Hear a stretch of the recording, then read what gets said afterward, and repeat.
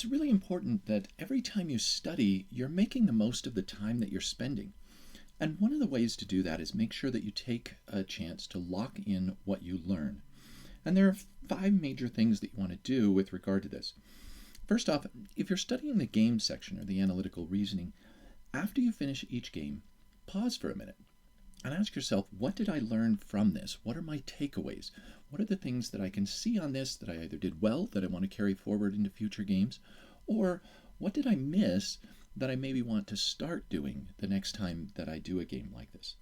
And if needed, go back and redo the game again to reinforce that. So on the games, that's going to be critical. With logical reasoning and reading comprehension, every single question that you miss, you'll want to take the time to write down exactly what you need to do better on that type of question in the future.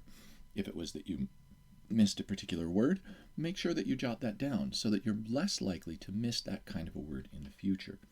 And if you have the chance, explain those to another person.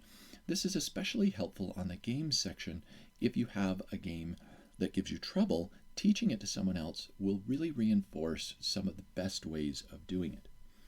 Next, at the end of each study session, take some time to review all of your takeaways or everything that you learned. My general feeling on this is that it should be about a quarter of your total study time. So if you're studying for an hour, that review should probably be about 15 minutes of the study time. And so it's a big chunk. It's not an insignificant amount.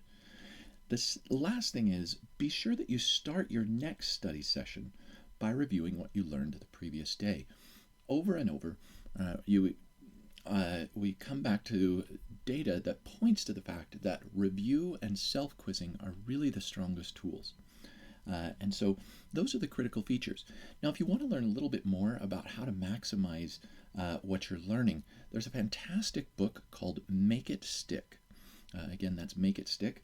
And that can help you see some study techniques that are going to be helpful that's based on peer-reviewed data, which is really what you want to be looking at and not just someone's idea of what they're throwing out there. So there's your tip for the day. If you have other questions, feel free to post them, and I'm happy to answer those. Or you can visit us and check out some more of our free resources at acetestprep.com.